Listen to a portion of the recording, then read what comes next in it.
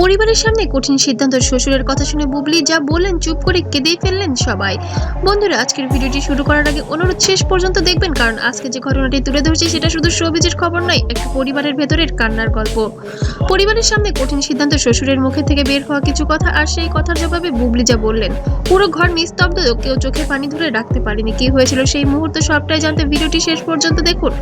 ঘনিষ্ঠ সূত্রে জানা যায়, কয়েকদিন ধরেই পরিবারে চলছিল চাপা উত্তেজনা, বিভিন্ন গুঞ্জন, আলোচনা আর সিদ্ধান্তের দরকার। সব মিলিয়ে পরিবারের বয়োজ্যেষ্ঠদের উদ্যোগে ডাকা হয় একটি পারিবারিক বৈঠক। এই বৈঠকের উপস্থিত ছিলেন পরিবারের সিনিয়র সদস্যরা, ঘনিষ্ঠ আত্মীয়, আর মাঝখানে নীরব চিন্তিত মুখে বসেছিলেন বুবলি। কেউ ভাবেনি এই বৈঠক শেষ আর কি কি হয়েছে। Let's have a look. ওনার আসলে সমস্যা আছে, ওনার চিকিৎসা করা দরকার। বুবলির তরফ থেকেও এক ধরনের একটি কথা শুনতে পেলাম যে কেন স্ত্রী বলা হলো, বা এই ধরনের একটা নিউজ আমরা মিডিয়াতে দেখলাম, কি বলবেন?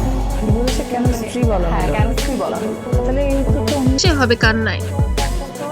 এক পর্যায়ে কথা বলতে শুরু করেন শ্বশুর। ঘরের পরিবেশ তখন খুব ভারী ছিলেন, কিন্তু শান্ত কণ্ঠে বললেন, প্রতিটি শব্দ ছিল ভীষণ গভীর। শ্বশুরের বক্তব্যের পর স্বরমর্ম ছিল, পারিবারিক মানে সম্পর্ক না দায়িত্ব, সিদ্ধান্ত নিতে হয়, শক্ত হয়। এই এক কথাই বুবলির চোখে পানি চলে আসে। ঘরে তখন নিস্তব্ধতা, কারো মুখে কোনো কথা নেই। শ্বশুরের কথা শুনে যেন শেষ হওয়ার উপক্রম হয়েছিলেন শবনম, বুবলি। সবাই তাকিয়েছিলেন বুবলির দিকে, কিন্তু বুবলি কিছু বলছিলেন না, মাথা নিচু, চোখ ভেজা। ভালো জানে, আমার তো কিছু জানা বলতে যায় চায় না। না।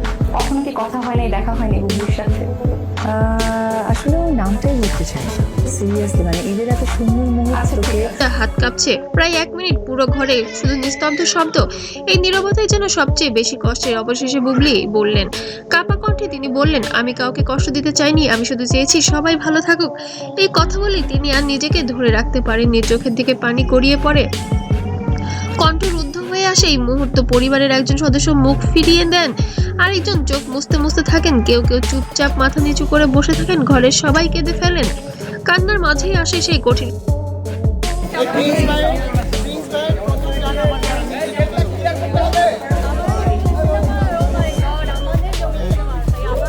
সিদ্ধান্ত। ঘনিষ্ঠ সূত্র জানায়, বুবলি এমন একটি সিদ্ধান্তের কথা বলেন যা পরিবারের সবার জন্য ছিল আবেগঘন ও কঠিন। তিনি বলেন, পরিবারের শান্তির জন্য যদি আমাকে শক্ত হতে হয়, আমি হব। এই কথার পর ঘরে আবারও যেন নীরবতা। এই নীরবতা আর আগের মতো নয়, এটা ছিল ত্যাগের নীরবতা। শ্বশুর তখন উঠে দাঁড়িয়ে বললেন, আমরা চাইনি পরিস্থিতি এখানে আসুক, কিন্তু তোমার কথায় আমরা গর্বিত। এই কথার পর পরিবারের একজন সিনিয়র সদস্য বুবলির পাশে গিয়ে বসেন। এই দৃশ্য সবচেয়ে আবেগঘন ছিল। তবে কি এবার সেই কঠিন সিদ্ধান্ত নিতে হয়েছে শবনম বুবলিকে? তবে কি তার দ্বিতীয় সন্তানকে এবার দুনিয়াতে আনবেন না, এমনই কিছু সিদ্ধান্ত কি ছিল?